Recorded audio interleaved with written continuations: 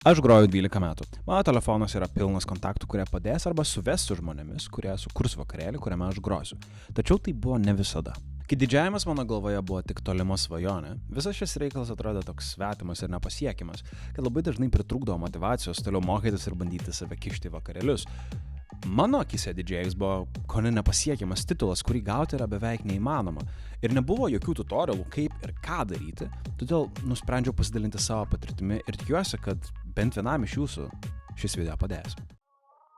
Pirmasis mano toks realus išstojimas buvo per mano 100-dienį. Iki tol kokius porą metų grodavau namuose kontrolerių, kurį nusipirkau per pusę su klasioku. Tai tas 100-dienis buvo labai svarbus, nes tada gavau realios tokio gyvo vakarėlio patirties. Ten buvo tik žmonės, kurie mane pažinojo, tačiau ten išmokau basicų, kaip pasiruošti muziką, kaip parinkti trekus grojant ir kaip skaityti publiką.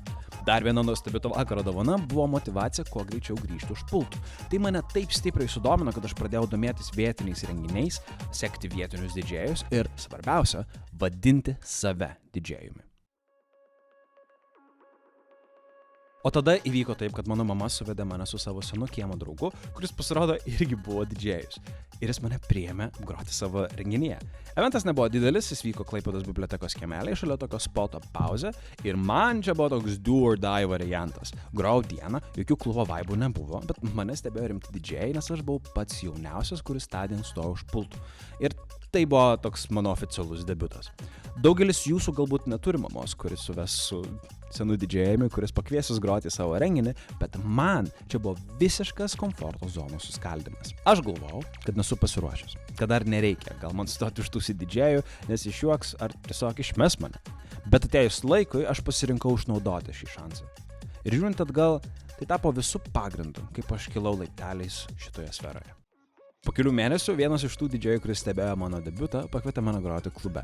Būdavo toks Team Bash vakarėlis, kur klube būdavo tik nepilnamečiai, jokio alkoholio ir vakarėlis baigdavosi iki 10. Tai man buvo didžiulis stepsas į viršų ir pasirodo aš taip gerai sugrojau, kad gavau dar kelis pasiūlymus groti jau rimtesniuose renginiuose. Tačiau tuomet dar lankiau mokyklą ir negalėjau išnaudoti tų galimybių. Bet kaip sakoma, vienas duris užsidaro, o kitas atsidaro. Aš ir mano geriausias draugas pradėjom savanoriauti šokių čempionate Lithuanian Cup ir dar dabar pamenu, kaip varvinau seilę žiūrėdamas į didžėjų akreditacijas ir svajojau, kaip kažkada ant mano kaklo irgi puikuosi šitos dvi nuostabios raidės. Ir pasirodo, man nereikėjo ilgai laukti. Ar pamenat, kai sakiau, kad aš pradėjau aktyviai vadinti save didžėjumi?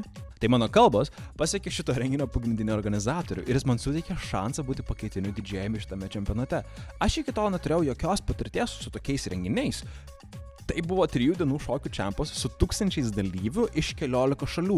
Mano galva, čia buvo pats didžiausias eventas pasaulyje. And guess what? Po 6 mėnesių ant mano kaklo kalbėjo jau nebe staff, o DJ akreditacija. Aišku, tame renginėje buvau pakaitinis DJ, toks kaip padėjėjas, kuris karts nuo karto perimdavo vairą ir nerangiai valdydavo šitą masyvų laivą, bet mano pagrindinė paskirtis šitame renginėje jau buvo stovėti tik tais už pultų. Prasukant laiką iki dabar, aš esu šitų čempų pagrindinis DJ ir kitą pavasarį galėsiu drąsiai pasakyti, kad šitos dvi nuostabios raidas ant mano kaklo puikuojasi jau 10 metų.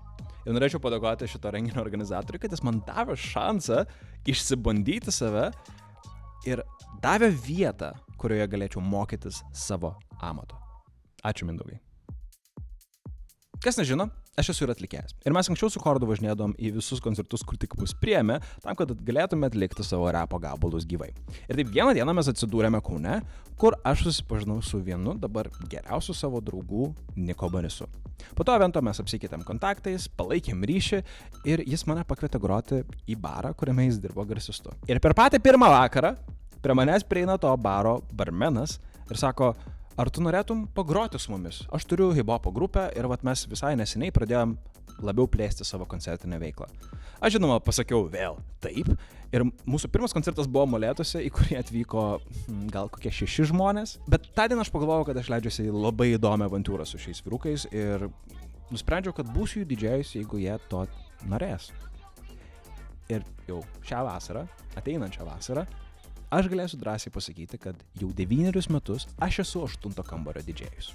Tas vienas vakaras, kai aš atėjau pirmą kartą groti į barą ir sutikau pagroti su vos žinoma grupe, man atvėrė tiek daug durų ir parodė beveik visas didžiausias scenas Lietuvoje. Ir visa tai buvo tik dėl to, kad aš buvau proaktyvus ir bandžiau visaip save pastatyti arti tos pozicijos, kurioje noriu būti.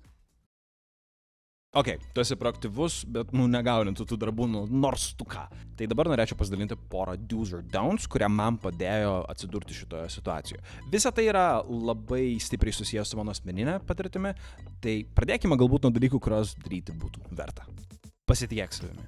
Fake it till you make it. Nes jei turi pakankamai norą tapti rimtų didžėjami, tau reikia patirties, o sakydamas, kad, biškį mokau, porą kartų grojęs, tikrai negausi vietos už pultų.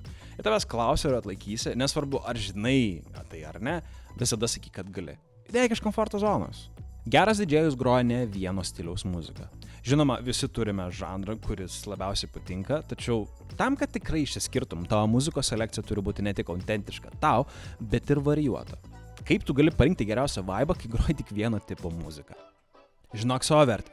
Pradžioje eik groti kiek tai gali, rodyk save ir kelk savo vardą į žmonių atmintį, bet jau kai jausies geriau grodamas ir matai tos pačius veidus šokio aikštelėje, negrok už centus ar maistą, nes iš šitos duobės išlipti bus labai sunku. Šitas atrodo savame suprantamas, bet lankykis vakarėliuose. Klausyk, kuo kvėpuoja tavo miestas ir pritaikyk tai savo setuose. Žinoma, neik į klubą su Shazamu rankose, o geriau bandyk suprasti, kokie stiliai ir skambesiai skamba daugiausiai ir pradėk ieškoti, kaip visą tai gali perteikti savaip. Būk autentiškas, bet tuo pačiu ir klausyk, ko reikalauja vakarėliai. Ir būk visada pasiruošęs. Negaliu suskaičiuoti kartų, kai vakar pradėjau kaip klausytojas, o baigiau jau kaip didžėjus. Nesakau, kad su savo flashu tau reikia prieiti prie kiekvieno DJ vakarėlį ir siūlyti back to back, bet jei netyčia atsiranda galimybę groti, turėk savo kartoteką su savimi. Aš iki pačiol visur nešiojuosi savo flashus, nes nežinai, kada pavyks išstoti. Žinoma, galėčiau kalbėti visą dieną, ką reikėtų daryti, bet manau, yra labai svarbu ir pabrėžti kelias klaidas, kurias dariau aš. Tai čia yra dalykai, kurių nereikėtų daryti. Paskutinis mano paminėtas dalykas buvo, kad nešiotis flashą visur, nes nežinai, kada gali tekti išbėgti aikštelę, tačiau mano patarimas yra nesitikėti, kad užėjus į kiekvieną vakarėlį, čia viskas sustos ir tau perduos to vakarėlio vairą. Naudokis progom, bet jokiais būdais nebandyk perimti kito didžėjaus setą. Neteisk kitos selekcijos ar įgūdžių. Visi esam žmonės ir visi turime prastų dienų, o tavo komentarai gali pasiekti ausis, kurių savininkas nuspręs, kad tu esi asmenybė, su kuria neturi noro turėti nieko bendro. Jei didžėjui nesiseka ir tu tai girdi, kažkaip geriau parodyk suportą ir taip mes kultivuosim geresnę kultūrą tarp mūsų. Fake it till you make it, bet neperspausk. Tu nesi geriausias didžėjas pasaulyje, nes tai labai subjektyvu.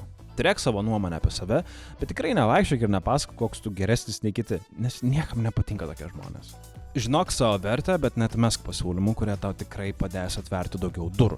Žinau, kad nuomą reikia iš kažko mokėti, bet vienas ar kitas vakaras pro bono tau gali atnešti kur kas daugiau nei tas vienas papildomas 100 eurų. Ir didžiausia klaida, kurią dariau, buvo tai, kad nenorėjau rašinėti setų namie.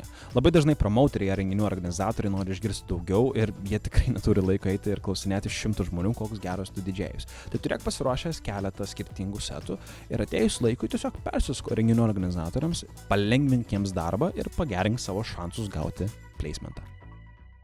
Žinau, kad buvo galima pasakyti kur kas daugiau, bet čia yra mano asmeninės patirtis ir aš tikrai būčiau norėjęs, kad būtų kažkas padaręs tokį video, kai aš tik pradėjau groti. Ir jeigu yra kolegų didžėjų, kurie žiūri šitą video, jeigu jums nesunku, pasidalinkite ir savo patirtimis bei patarimais komentaruose, nes mano pagrindinis tikslas su šito video yra pašalinti tą paslapties šydą nuo šitos profesijos. Ir jeigu tu nori būti didžėjum, tu jau esi tinkamoje vietoje. Tai pasimk ausines, griebk savo kartoteką ir varyk groti.